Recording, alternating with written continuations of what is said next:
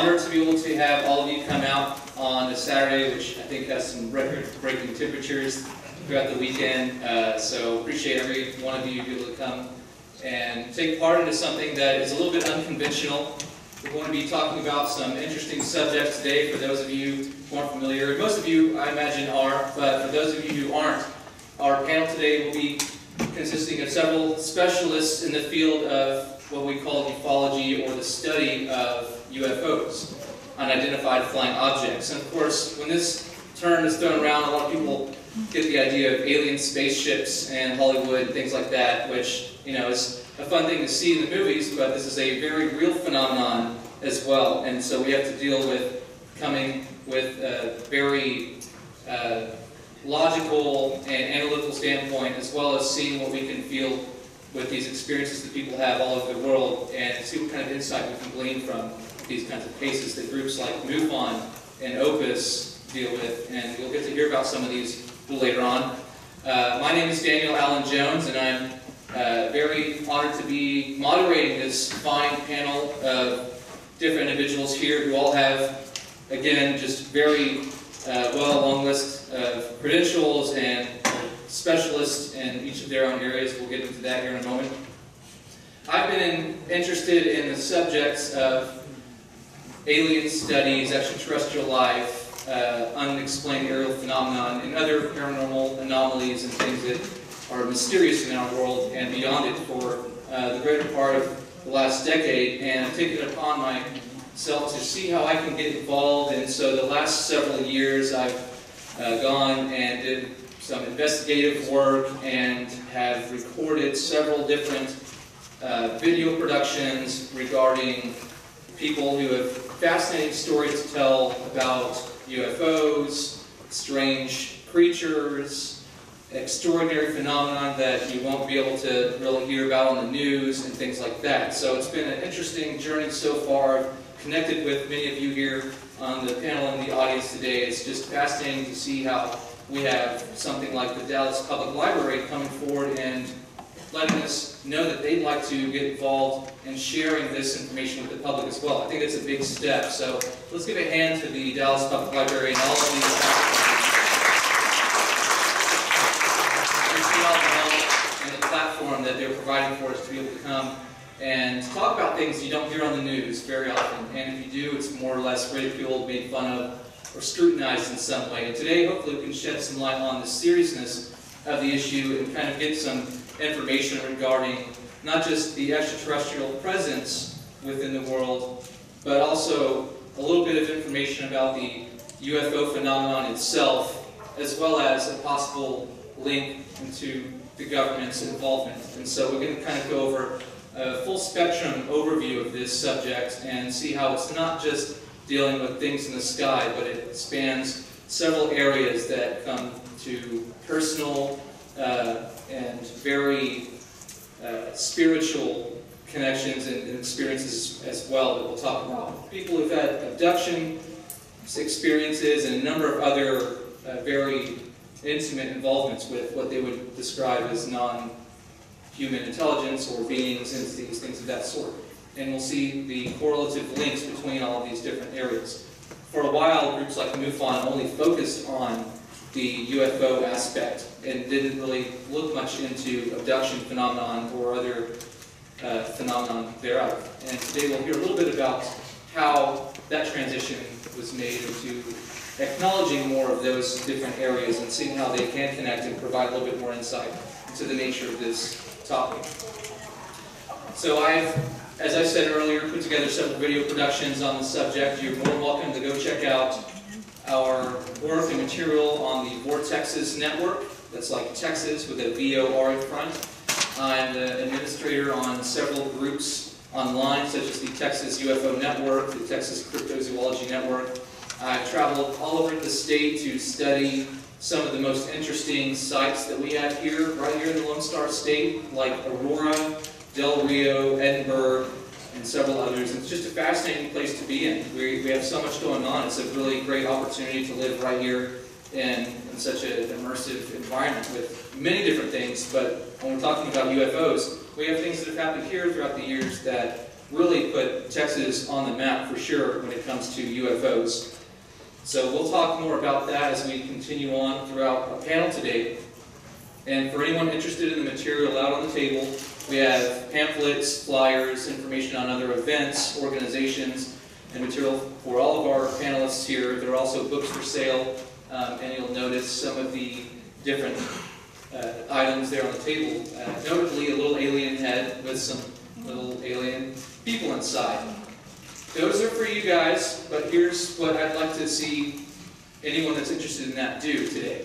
We have several different people again, and it's just a really big honor to be able to work with and participate in a function like this. If, for those of you who are interested in those items, you can go online, either on Facebook or whatever website it is, and get in touch with these people, see if you can maybe even just go to the Facebook page, like the page, get involved on the social media sites that we have, subscribe to the YouTube channel. See what you can do to get more involved and be a part of this interactive community. And we'd be glad to have you as a part in a supportive network that takes this issue seriously and gives you a forum to share your experiences in a non-invasive way as well. So if you're interested, we'd be glad to have you.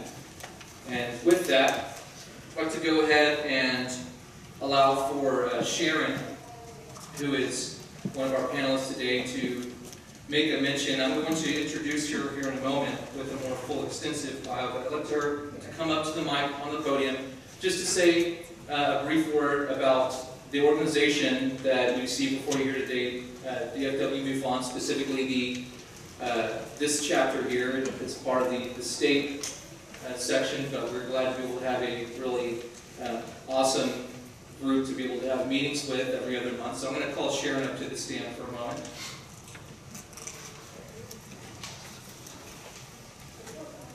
Thank you, Daniel. We have an awesome Section 2 in Texas for our MUFON group. Texas is divided into, by the way, these are our field investigators, Galyon, Jeremy Galyon, and Tom Morgan. And they are really stars. They go out there and investigate cases. We're getting, what, an average of 40 cases a month in Texas? Yeah. And they go out there and there is a large, thick manual that they go by in order to investigate these cases and try to discern what is really authentic, what may be a hoax, what is serious. I mean, sometimes there are severe consequences to certain abductions and visitations and so forth. So they have, and they'll explain it to you what they do to go on. MUFON, the organization MUFON, was established in 1969, and I have figures just from 2016, but in 2016, MUFON, as an international organization, investigated over 7,000 cases worldwide. And 1,000 of those cases were with non-human entities. So that gives you an idea of the scale of what we're working with. And again, 40 cases a month out of Texas are what are being investigated. And the training for the investigators is awesome, and I will let them go further about what is going on there. In the big picture, I think MUFON's mission is to investigate, number one, and to research, number two, and then to educate, share with the public what our findings are. So in that realm, in the mission, there is no need for fear or anxiety about any of this is going on. What we have all come to understand is it's not in everybody's world, but it is in some people's world that these occurrences happen, these sightings, these visitations, these contacts, these abductions. And so we're trying to make some sense of it all. And a little further on, Velez will explain what his organization does in terms of analyzing some of these experiences and getting some data that can be analyzed to go further in our addressing of the phenomenon. Kathleen is here also to explain on a one-to-one basis what it is for a therapist, and also less what it is for a therapist to deal with someone who really truly needs some clarity on what they've experienced. Our job is to give us all clarity on what is going on. So we are joyful in that we can share it. We don't want to scare anyone. We just want to get a good idea of what our place in the universe is all about. And there's a certain narrative that we receive as we grow up. And sometimes it can be like a parent telling a child about the Easter Bunny. Again, the reality and some clarity about what is going on out there is very important, and we consider it part of our job to make that happen. The truth of it is each of us have one life, right now, and we should be living it. We should be enjoying it. We should be thrilling at everything we get to experience every day. It's a beautiful, beautiful life. So no need to be afraid about what is out there. I recently saw a Richard Dolan interview. Richard Dolan is a wonderful historian, and you can find his YouTube videos. He's a wonderful presenter, and he's in this field. And he has some good perspectives on things, as well as Linda Mouton Howe. Linda Mouton interviewed the pilot that was showcased in December in the New York Times. And it was shown that we do have a program called ATIF, Advanced Aerial Threat Identification Program, in the Pentagon, and it has spent $21 million so far supporting that particular program. So you can well see that the government is taking it seriously, but is just now starting to share it with the public. What this pilot said to Linda Mouton as she was interviewing him, and she said, well, shouldn't we be very, very afraid about really realizing that we have an alien threat or other presences, or we're not alone in the universe? And he said, ma'am, we have to take the approach, we're here to protect you. He said, we have to take the approach that we have to pay attention to the closest alligator to the canoe. Okay? So if the closest alligator to the canoe is protecting yourself and staying hydrated so you don't die in 109 degrees temperature, that's the closest alligator to your canoe. Not that UFO out there that doesn't seem to be hurting anyone at this point. So if we get a good perspective, a big overall perspective about this, then it kind of enhances our research and study about what we're going to do. Okay. All right, so thank you, Sharon. That was really a great way to kick things off. I think that there's many parts to this phenomenon that really aren't as acknowledged when we're dealing with the more personal experiences. A lot of these panelists here work with people and their relationship with these experiences, these entities, this phenomenon, and there's a lot to it. And as Sharon mentioned, we did hear just at the end of last year an enormous announcement through the mainstream media that, again, Pentagon has their own investigation program called ATIP. And for those of you who came in earlier, the segment playing with Nick Pope, who you may have seen on several other networks, he is someone who I've met on several occasions and got to interview a number of times. That was a video that we did together where he shares about the more recent involvement with the U.S. government. Of course, he was based in the Ministry of Defense in the UK and has since come out and shared about his involvement with their UFO program. And so there's a lot of figures in this field that give a sense of credibility when they come from a more official standpoint from the administration or authority role, and people seem to buy into that a lot more than, let's say, someone who can say they had whatever experience or sighting. People find typically government personnel, military, seem to be more credible in some way, and that can be the case in many ways. But there are people out there that have incredible experiences that we don't need to discount right off the bat. We do need to take into consideration that this is a widespread and worldwide phenomenon, and it needs to be taken seriously and scrutinized in a constructive way, not a negative one. So I'm going to introduce our panelists here. And I'll start again with Sharon. We have Sharon Komorn. Go ahead and give a hand for Sharon. And a researcher in ufology living in Dallas. Her mother was an avid Eric Von Däniken fan and introduced her to ancient alien theory in the 60s. And of course, with the Art Bell show, writings of different specialists and on the abduction phenomenon, especially Dr. John Mack, this fueled her interest as well as many personal paranormal experiences. And she started interviewing and filming people about this in many ways and got many different accounts and found herself at MUFON meetings soon after. And today she is the Section 2, which is our DFW area, assistant coordinator and is the president of her own film company, Alien Experiencers LLC. She's producing her documentary, Alien Experiencers, which you can find out more about. She speaks, and we see some segments on that as well, and with a distribution schedule for later this year. So get some information up there on the table and talk to her about that.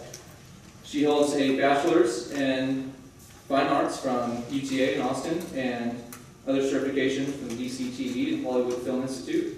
The Lord's Prayer has been broadcast on MTV, BET, and European cable channels, and awarded special selection at a Women in Film Chick Flicks Film Festival with one of her scripts, a finalist in the Lone Star Screenplay competition under option to a British production company.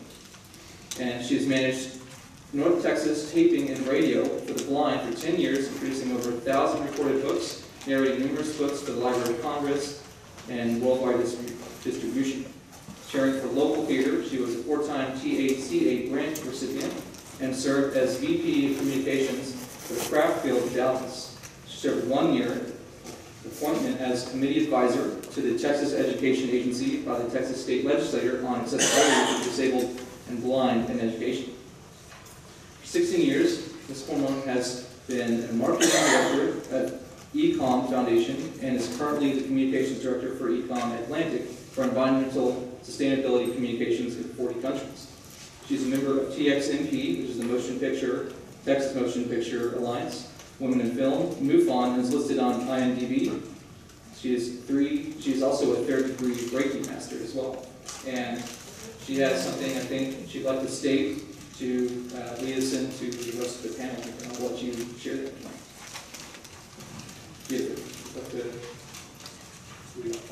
Oh, yeah, okay. Well, I can start it from here? I think that's fine. Is it live? I need live? Hello? There you go.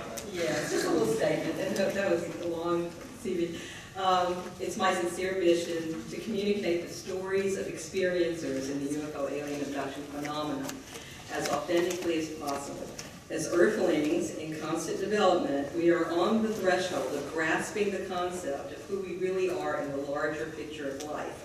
What we learn from those persons willing to share their advanced experiences can only strengthen our psyches for what lies ahead in our future.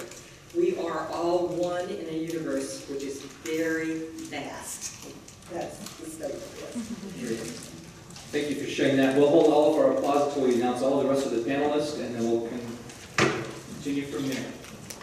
Next to Sharon here, we have Tommy Diamond, who is a field investigator and former state section director for Region 2, of course, which is our section here. Army veteran, honorably discharged with 9 years of service. He holds a master's degree in science education, majoring in earth sciences, employed as a field technician and specimen preparator in the Paleontology Research Laboratory of Major Dallas Area Museum.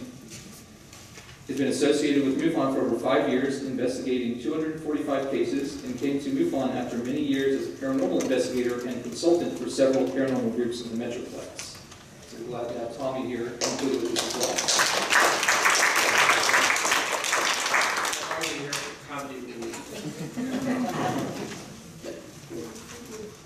Next to Tommy, we have Jeremy Galyon. Jeremy was an explosive expert for the Department of Defense and traveled the world, including 1 year in Iraq.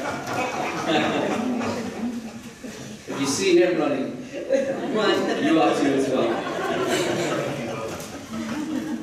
He removed unexploded ordnance and IEDs from civilized areas by way of demolition, and we really appreciate him saving numbers of lives, innumerable for those of you we helped. And Jeremy is currently a systems administrator for a company in Dallas and became a field investigator about 3 years ago and was promoted to state section director the end of last year.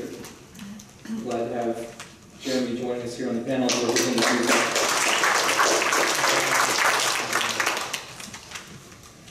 Continuing on, we have Les Velez next to Jeremy. Les was a graduate of the University of Vermont with a bachelor's degree in science and degree of business administration. Beginning in September 1970, he served in the U.S. Army as a field artillery officer and is presently VP of Bluestone Engineering, a Silicon Valley-based manufacturer's representative company. Joined MUFON in '91 and held the following positions: field investigator, training coordinator for the field investigators, assistant state director in Northern California, where he worked with my buddy Ruben Uriarte, and also the chairman of the AERC, which is the Abduction Experiencer Research Committee, a very interesting group, which I'll be glad for him to share with you guys today, and a team leader of the ART, Abduction Response Team, who presented at the MUFON Symposium in Denver, which, by the way, is happening later this month. There's some information out there you can get as well. Also during this time, he became a facilitator for an abduction support group in San Jose, California, and in 1994 co-founded OPUS, which is the Organization for Paranormal Understanding and Support. You can find it at opusnetwork.org. I'm glad to share more about that with you. And he's appeared on Coast to Coast AM with George Knapp, Midnight in the Desert with Heather Wade, Open Minds Radio with Alejandro Rojas, and UFO Not Radio with Jesse Randall, Eric Lukes, and various other local public access TV publications, and has attended our local meetings and is presented as well. For those interested, you can find out more about Les's work. We're glad to have Les from Opus here on our panel today.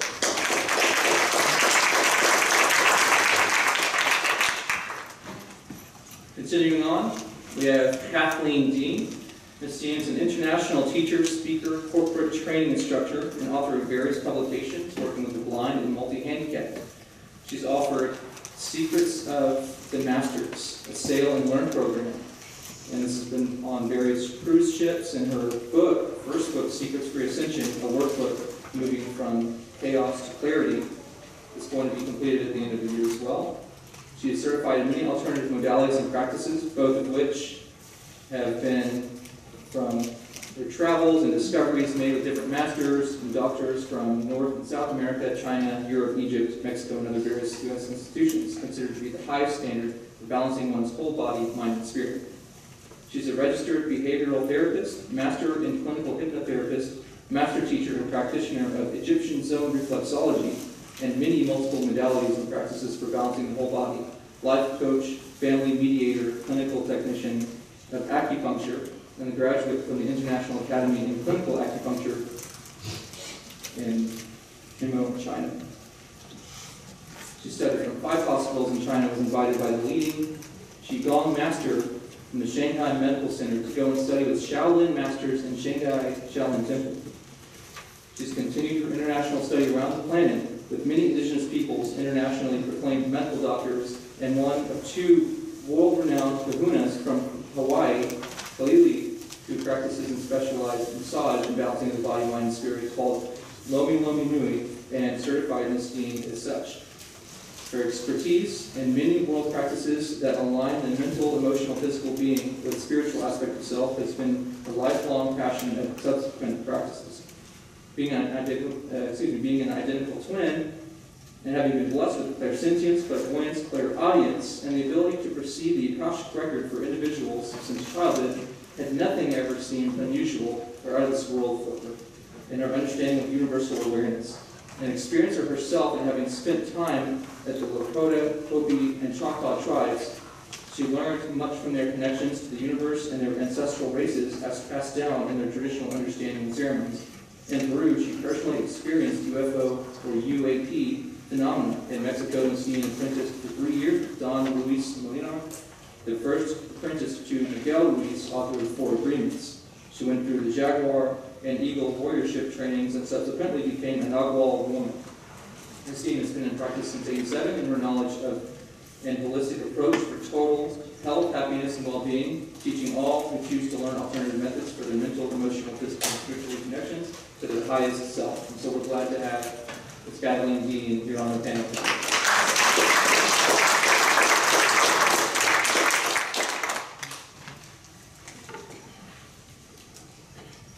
Finally, here at the end of the panel, last but not least,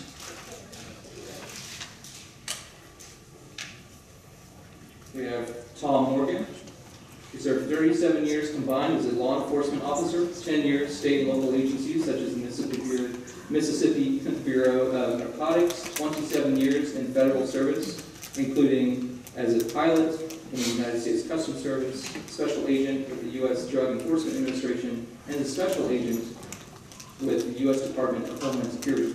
Retired in 2013 from the federal service and served as a polygraph contractor with U.S. Customs and Border Protection, U.S. State Department's Counterintelligence Counterterrorism Program in Kabul, Afghanistan, and as a polygraph instructor for the United Kingdom's Police and National Probation Service. He's the owner of Alliance Polygraph Services. He's also a field investigator for MUFON since 2014 with a 2-year hiatus to serve in Afghanistan with the State Department.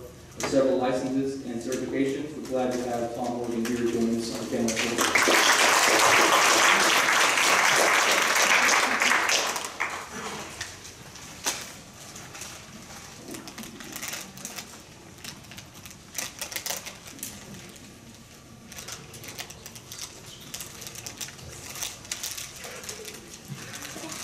So the library has provided us with a few questions that we're really interested in delving into here today. All of you in the audience, I think it's really important to kind of see what we're dealing with here with this event particularly. I would like to ask all of you, how many of you, if you're comfortable with answering, have ever had a sighting of what you would describe as a UFO? Quite a bit, almost half or more of the audience. That's really incredible. So I'm sure many of you are wondering, and many of you may have had other experiences as well that you might not have any real medical definitive way of labeling. And so hopefully you can find some resolve with some of the cases that we'll be sharing and information provided for you today here by our specialists on the panel. For those of you who are interested in asking any of the panelists questions, there will be a dedicated time for us to cover all of those, and there will be a microphone gone around as well. For those of you who are interested in seeing Redfern, he unfortunately had a medical issue that he was not able to address, but only for today, so we're unfortunately not going to have him with us, but we have several others here on the panel to take up for that absence, and something that we'd like to make sure we can have the opportunity to have them back for one of our meetings coming up soon. So we're going to open up with some of the questions that the library has provided for us regarding the extraterrestrial presence, alien life, the UFO cover-up, potentially by the government, military, and start with number 1. Some people dismiss claims of alien abductions and other personal encounters with ET life. However, such experiences have a profound influence over people's lives. How should we go about providing more visibility to people who have had a personal encounter with ET to ensure that their stories are taken seriously? Let's start here with Sharon, and we'll go down the panel. This is a very sensitive question, because many people who've had experiences other than just a sighting, but actual contact or abductions, are somewhat reticent to speak about their experiences. And I have been going around surveying and getting reports from various people who have had those experiences and are willing to share. And of course, I use a system, what I call probable authenticity. And really, I rely on the results of organizations like Velez, the organization told us. He's doing analytics on experiencers and so forth, and also on the works of Dr. John Max and David Jacobs and Bud Hopkins, people who have regressed people for many years and have dealt with their experiences. So I have learned from that for the experiencers that I interview and assess for probable authenticity, and then try to get their stories out in a documentary. But there are many, many other experiencers who are coming forward and telling their stories, and very many UFO types of television shows, and everywhere from Close Encounters way to people of Earth. Deanna Gork, who was one of our volunteers, keeps me up to date on what is the latest one, Iron something. Deanna, you were telling me about? Ironside. It's a new feature, basically, it has aired on TV, right? Yes. So a lot of it is coming to fore in our, and we have been, as humans, by people who know more than we know, been acclimated through the media. And so, to me, the best way is to create a situation that makes it comfortable for an experiencer to come forward. We have Jane Yelms here with us today, and we have Bobby Holman here. And we'd like both of them to come forward in a little while, not right now, but in just a little while, to discuss their ET and UFO experiences with us. And we are so grateful that they care enough to share with other people. So that's, anyone else? How should we go about providing more visibility to people who have had a personal encounter with ET life to ensure that their stories are taken seriously? All right. Hi everybody. Welcome. What a nice turnout. Really nice. Really. Fantastic. My organization, well, I first started with MUFON back in '91 and became an investigator. All the cases eventually involved an abduction. I then got a support group started and learned an incredible amount of information from that. In 1994, I co-founded OPUS, the Organization for Paranormal Understanding and Support. Basically what's going on, ladies and gentlemen, is the fact that people are having some significant experiences. And are they extraterrestrial in nature? Are they interdimensional in nature? Are they time travelers? Are they military in nature? Or are they all the above? Which I kind of tend to believe. But the bottom line is these people are reaching out and unfortunately not finding the kind of resources that they need. And so various organizations and MUFON of late now has really gotten into investigating abduction phenomena, which is fantastic. Daniel had mentioned the AERC. This was part of MUFON, which I was involved in getting started. And the present organization, the ERT, the Experiencer Research Team, basically has utilized a lot of the things that I have put forth to help people. And what was happening with MUFON was that they were getting calls from people that claimed to have been abducted, and they didn't know who to talk to. So those phone calls were funneled to me out in California. And from there, what we've done in our organization, the OPUS organization, is to have medical people, mental health practitioners, various types of consultants, including hypnotherapists, around the country to reach out and then work with these people. I do a triage initially when people call. And so the question number one here that we're talking about is, how do we get the word out? And MUFON is doing a wonderful job now in reaching out to people. OPUS has been doing it. There's another organization called freeexperiencer.org, which is doing a wonderful job as well. So more and more is happening.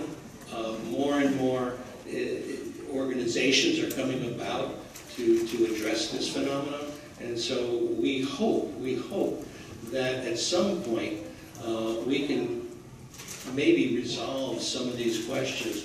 One of the things that MUFON did in 2008, they actually funded a study. And I was one of the facilitators of that study with two psychologists. And it's called the Omega-3 study. You can find that entire study on the OPUS website, which is opusnetwork.org. It's a 28-page paper. We took 71 people that felt that they had been abducted and 51 people that were a control group. And we came up with some amazing finds, which we'll talk about later, so I'll pass the mic now. And Leslie's group deals with psychologists and people that were on Opus for him. I'm a registered behavioral therapist, and so the majority of people that come to me really is from word of mouth, because in the Dallas-Fort Worth area, thank heavens for MUFON, and that we are now in opportunistically being able to advertise that there is help out there for people who do believe that they have been abducted or they've had some sort of sightings.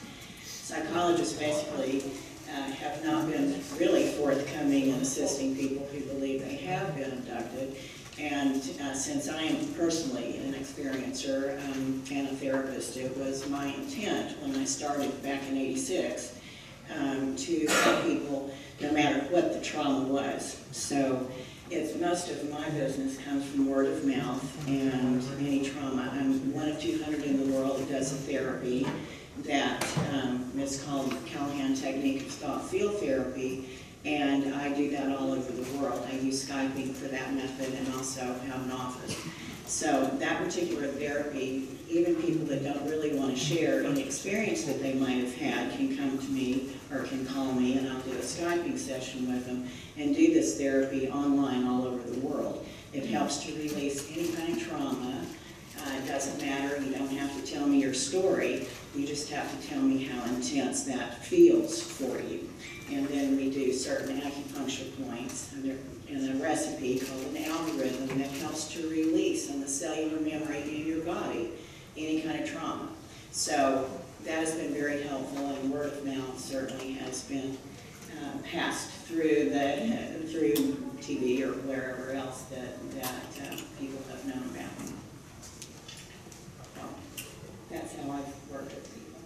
So anyone else would like to address how we should go about providing more visibility to people who have had personal encounters to ensure that their stories are taken seriously?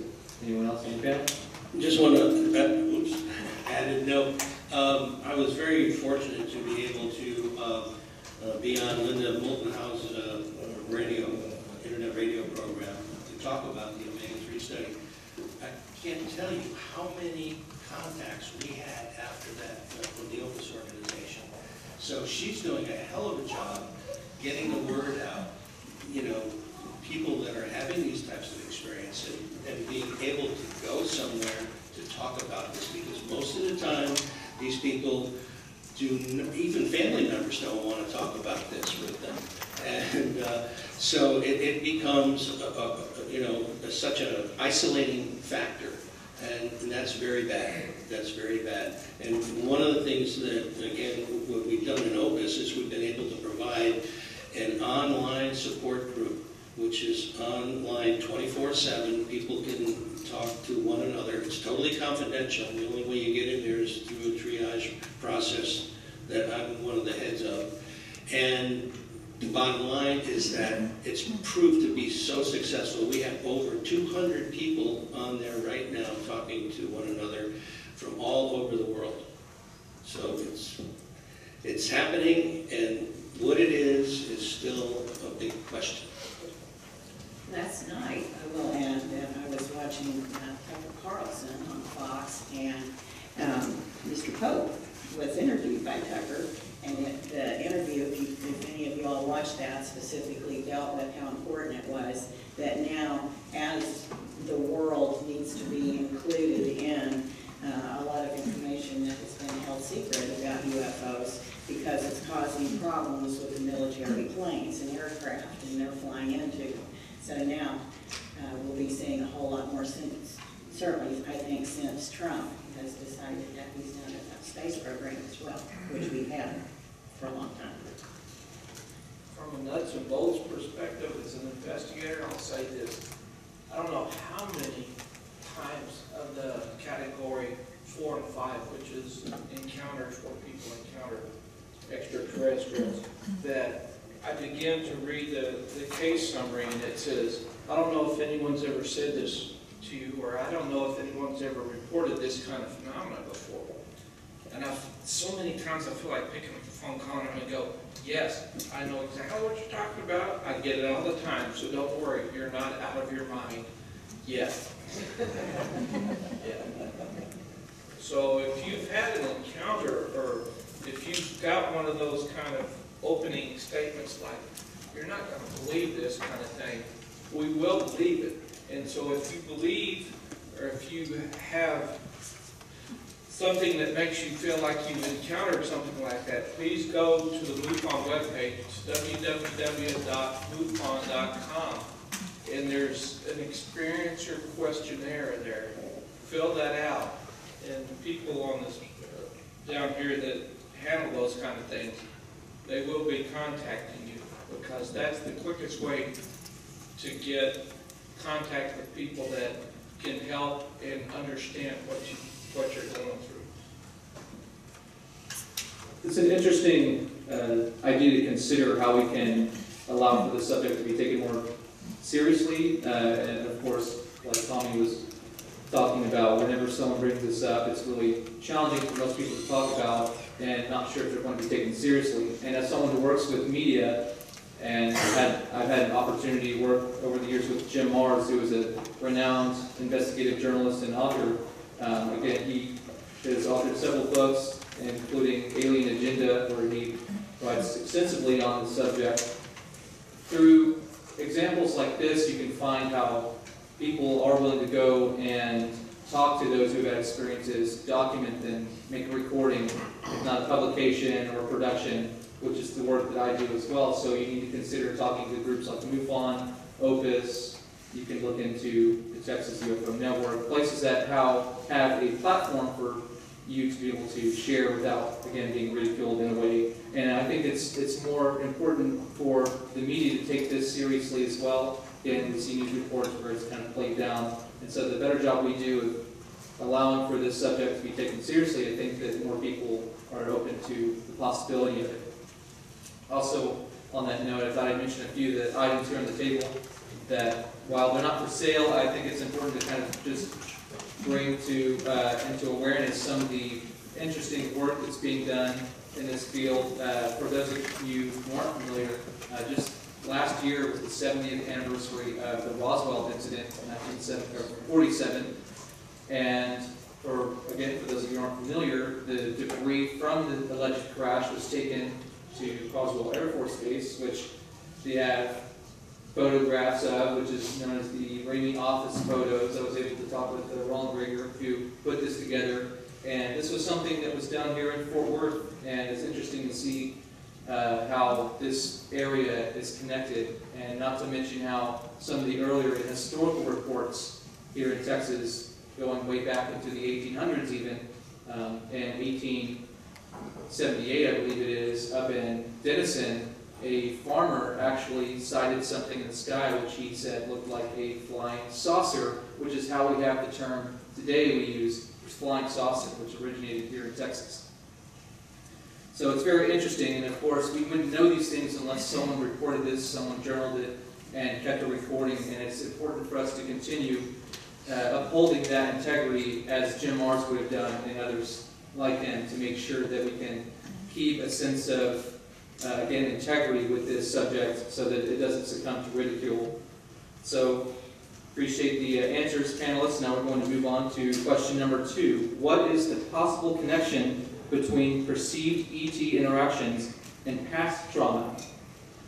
For those of you who deal with personal cases, I think this is a good question for you to address. One of the things that in the study, the Omega 3 study, was that we found that there were childhood stressors that occurred that caused the experiencer to disassociate to a certain degree, not in a psychopathological way, but nevertheless to dissociate, to handle things differently. So that's one of the things that we found in the study and that we'd like to investigate further. Matter of fact, we're in the process of trying to put a team together to do the Omega 4 study, which hopefully we'll be able to kick off in a short while. The other things that we found, and I'll just bring that up now, was that these people are not fantasy prone. There was no fantasy proneness differential between the control group and the experiencers. There was a temporal lobe activity difference that, again, is something that we want to look at further. Actually, you know, when you're saying, well, how did you look at the temporal lobe? Well, there are basically questionnaires that have been put together by psychologists in the past that can actually differentiate that region of the brain. And so that's another factor that we want to take a look at. You know, does this make the person more susceptible to experience? We don't know for sure. But again, there was no psychopathology. These people were not crazy, although a lot of them started this process by thinking they were. And a lot of them actually went to a psychologist or a psychiatrist and looked at, you know, from a medical standpoint, whether or not they were crazy, but they were not. So what is happening? What is going on? So is trauma in some form, early childhood stressors, causative into a dissociative type of an experience? It's a possibility. Again, these are just some of the things that we found that are interesting and that need to be investigated further. I'm a clinical hypnotherapist and a registered behavioral therapist, so I get to look at people in their subconscious mind. It's somewhat difficult to make up stories when you are put in the deepest of hypnotic states. As a clinical hypnotherapist, that's different than a hypnotist or a master hypnotist, in that you get to go, if anybody knows of Dolores Cannon, anybody have heard of her books? She's one of the individuals that has written several books concerning taking people in the deepest hypnotic state and determining past life regression, that type of thing, and she also did. When it dealt with individuals as well who felt that they were abducted, it was very difficult, as she determined, for a story to be made up. When you're in a state that's deeper, and it's called theta, it's difficult to make up a story and maintain it. Your emotions, what's like 90% of your brain is your emotional mind, 10% is your conscious brain. You can make up a story in your 10% conscious mind, but by the time that you're in a very deep theta state, it's very difficult to maintain making up a story. So I get to deal with people that, when they are in that very deep hypnotic state, the recall that they have, if it's a legitimate abduction, is very well felt. Now, if they were not abducted and they were disassociating from childhood issues, then those also come up. So for me, being a clinical hypnotherapist, it's fairly easy to determine whether or not someone in fact has been abducted, or if it is a disassociation, or if there's been trauma from early childhood. Would any of our other panelists like to address the possible connection between perceived ET interactions and past trauma? We'll continue on to our third question. Well, Tommy might want to ask something. No. All right. Polygraphs. Yeah. Well, I haven't actually planned on doing that, but as Daniel mentioned earlier, after I retired from government, my last 4 or 5 years with government, I was associated with the polygraph program in the Department of Homeland Security. So I have not had an opportunity to do any polygraph research or conduct any exams on behalf of MUFON. But within that field of what we call psychophysiological detection of deception, some people asked about using polygraph in conjunction with experiencers. The problem you have with that, and I would welcome the opportunity to do some of that work, so if we get, for the end of the panelists, if you come across any cases where polygraph might be applicable, I'd love to do that. The problem with polygraph is it's most accurate when you're testing whether or not someone has done or not done something physically. You can't really test whether someone believes something We don't test emotion. For example, I get a lot of cases nowadays in private practice that are domestic, like infidelity cases. And I'll have attorneys that will call, will ask me to run an exam to see if a cheating spouse loved the person he was cheating with. Well, I can't tell them that, and so I tell them, I can tell you whether or not he or she told them they loved them, but I can't tell you whether they meant it. And so that's an important distinction when it comes to polygraph. I don't know if there was something particular to... Well, the parasympathetic nervous system, right. and testing that. And there are tests called heart rate variability tests that are similar to what you do. Right. Now, what she's talking about there is in polygraph, what we measure, record, and interpret more responses of the autonomic nervous system, particularly the sympathetic side of the autonomic nervous system.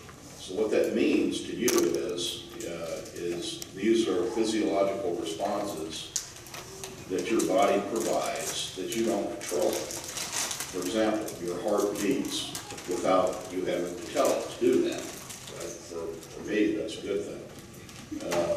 But for the most part, the body conducts electricity, so that all happens in the background. It's sort of like a computer program. There's a lot of things going on in the background that you don't necessarily see. So the same thing applies in polygraph. Cardiovascular information that is all sympathetic. What we monitor are the sympathetic reactions, not the parasympathetic reactions within the nervous system. So we're measuring things that the examinee can't directly control, with the exception of they can't control some of the breathing. So we have to be careful with that. So the bottom line with it is, with some of the abduction cases, people have asked me about looking into some of the polygraphs that were administered, say, many years ago. The Travis Walton, I guess he had taken several, and no one has been able to provide me with any of his charts to look at. I saw some of the reports. And the problem you have with it is I think on one of the questions he was asked was, did he fabricate the story to get out of a government contract? Well, the problem with that question is that he could have fabricated the story, but not for that purpose. So, technically, by today's standards, we would not ask that question that way. Now, I'm not saying that he fabricated the story. I'm merely saying that the question is a questionable question, so to speak. So, anyway, but the bottom line is with people who, if someone believes they were abducted, they're going to pass the polygraph because they believe it. Now, if they're fabricating the story, then obviously there would be some work that we could do to try to detect that deception on the polygraph side. Abductees don't normally show up in my office because it was a story that they made up. That's very uncomfortable for most people to say, I've been abducted. And finding somebody who will not judge them in the medical industry has been, I think, pretty slim. So hopefully, any additional scientific evidence can be proven in that end. Certainly the studies with omega-4. It's interesting that this has come up because I was recently interviewed and somebody asked that question, did I have these people that were experiencers in the study submit a polygraph test? And I said, no, we did not. We assumed, and this could be an issue, that these people were all telling the truth. And I firmly believe that most people that are having these experiences probably don't want them to be happening. And to come forward and as a hoaxer to tell these stories, it just doesn't make any sense. So I tend to believe that these people believe that they've had experiences, and the polygraph probably wouldn't do any good. Thank you, Les, Kathleen, and Tom for your input on that. it's a very fascinating aspect of this phenomenon, and to comment on what Tom had mentioned. I've actually met with Travis Walton a number of times, and one of the things he likes to share is that not only did he pass several polygraphs, but the entire crew that he went out with that night. And for those of you who don't know or aren't familiar, Travis Walton is the figure that the film Fire in the Sky is based off of, which is a little bit different Hollywood perspective, but the idea and the main concept of that story or movie is based on real events. And that's one of the key factors in that case, is that all of the crew that he was with as he was blasted by that arc of light is what they approached what they described as a fire in the sky. They all seem to have passed, and that's something that he finds is a really substantiating factor to that experience. So on that note, it's just now 3 o'clock. For those of you who would like to jump over to the other room, we have some refreshments, snacks and drinks, and you're welcome to use the restrooms, which are there in the hallway as well. Be sure to do some things on the table if you'd like. We'll resume here in about 5 minutes.